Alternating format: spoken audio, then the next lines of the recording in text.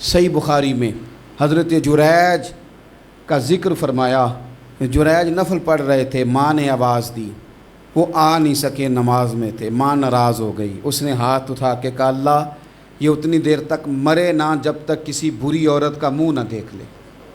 کسی اور کی دعا کے لیے سند نہیں ہے کہ وہ تیرے حق میں ضرور قبول ہوگی، لیکن ماں باپ کی دعا کے لیے میرے نبی پاک نے سند بیان کی ہے۔ سید عالم صلی اللہ علیہ وسلم فرماتے ہیں جب بھی ماں باپ اولاد کے لیے ہاتھ اٹھاتے ہیں رب ضرور قبولیت کا شرف عطا کرتا ہے۔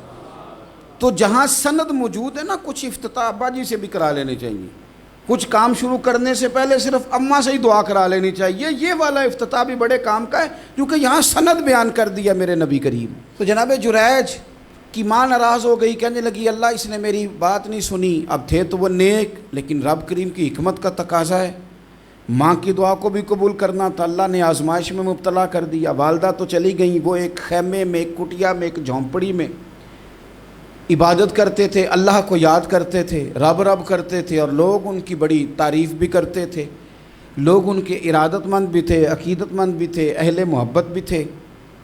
ایک عورت آ گئی، بس وہ اللہ کی حکمت پوری ہونی تھی، اس نے آ کے پہلے تو انہیں اپنی طرف مائل کرنا چاہا، جب نہ مائل ہوئے تو الزام لگا دیا۔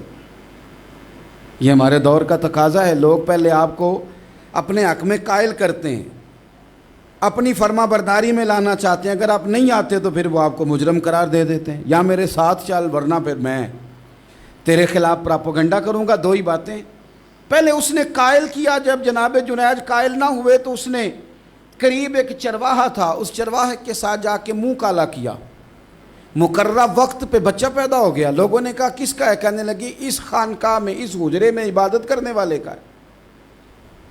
اگر کسی دیندار پر ذرا سا بھی الزام لگ جائے تو آپ یقین کریں کہ بڑے بڑے خوفناک لوگ بھی نیک ہو جاتے ہیں، جن کا اپنا سارا ماضی کالا سیاہ ہو وہ بھی اجالوں کے راہبر بن جاتے ہیں، جن کی اپنی زبانیں ساری زندگی آلودہ رہی ہوں وہ بھی بڑے بڑے اعلیٰ سچ بولنے لگتے ہیں۔ اعلیٰ کچے میرے مکان کی دیوار کیا گری، لوگوں نے تو میرے صحن میں رستے ہی بنا لیے۔ بڑے لوگ آ جاتے ہیں، پھر بڑا کچھ کرتے ہیں اور بڑے بڑے خوفناک جملے کستے ہیں، بس کو نقطہ جو ہاتھ آ گیا ایسا جیسے گرنے کا انتظار کر رہے تھے۔ اب جناب لوگ اٹھے، احتجاج شروع ہو گیا، شور پڑ گیا، یہ بابا بڑا نیک بنتا تھا، نفل پڑھتا تھا، عبادتیں کرتا تھا، دیکھو اس کا حال کیا ہے کہ اس نے ناجائز بچہ پیدا کیا۔ بغیر تحقیق کے میں کہہ چکا ہوں کہ الجھے الجھے بکھرے بکھرے روز و شب دیکھے گا کون، لوگ تیرا جرم دیکھیں گے سبب دیکھے گا کون، لوگ تیرا جرم دیکھیں گے سبب کوئی غور نہیں کرتا کہ وجہ کیا تھی۔ او بھائی کچھ تو مجبوریاں رہی ہوں گی، یوں ہی کوئی بے وفا نہیں ہوتا۔ الزام لگا دیا، شور ہوا، احتجاج ہوا، دنیا اکٹھی ہوئی، ان کا انہوں نے حجرہ گرا دیا، مارا بھی، پیٹا بھی، ایک نیک آدمی کو بدنام بھی کیا، برا بھلا بھی کہا، گالیاں بھی دیں، جو کر سکتے تھے کیا۔ اب جب سزا دینے لگے نا تو جناب جریج کہنے لگے تھوڑی سی اجازت دیتے ہو، مار تو تم نے دینا ہی ہے۔ کہا جناب ٹھیک ہے دیتے ہیں۔ انہوں نے کہا صرف 2 نفل پڑھنے ہیں۔ اب وہ نفل پڑھ رہے تھے تو لوگ اس وقت بھی کہہ رہے تھے فراڈ ہی کر رہا ہے، دھوکہ ہی دے رہا ہے، چونکہ ذہن بن گیا نا، بدگمانی آ گئی۔ انہوں نے 2 نفل پڑھ کے ہاتھ اٹھائے، کہا اللہ جانا تو میں نے ہے، پر اس رسوائی کے ساتھ جنازے تک نہیں خراب ہو جاتے، قبریں تک نہیں لوگ بدنام کر دیتے، کہ اللہ جانا تو ہے پھر اس رسوائی کے ساتھ، تو میری مدد فرما، اب تو میرا کیس تیری ہی عدالت میں ہے، تو رحمت کا دروازہ کھول۔ ہاتھ اٹھائے، دعا مانگی، نفل پڑھے، پورے مجمع پہ نظر دوڑائی، کوئی نہیں تھا سپورٹ کرنے والا۔ کل تک جو کہتے تھے نا تیرے لیے جیئیں گے، تیرے لیے مریں گے، ساری عمر ہی آٹا گدہ ہے، لکھاں کیتے نہیں پیڑے، اب وقت آیا ہی تے محمد بخشا کوئی نہیں ہو بیٹھا نیڑے۔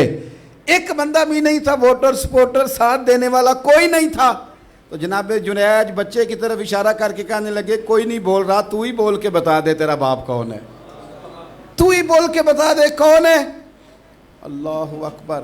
میرا رب جب چاہے تو بچے بولتے ہیں، رب چاہے تو گونگے بولتے ہیں، رب جب چاہے تو پھر پتھر بھی بولتے ہیں۔ جب کہا نا تو ہی بتا تو بچہ بولا، اور بول کے کہنے لگا میرا باپ جریج نہیں، میرا تو وہ ہے جو بکریاں چرانے والا ہے، وہ میرا باپ۔ جب رب کریم نے توفیق دی تو بچہ بول پڑا۔ جب رب بندوبست کرتا ہے کسی کی عزت کی حفاظت کا تو پھر کوئی اسے رسوا کر سکتا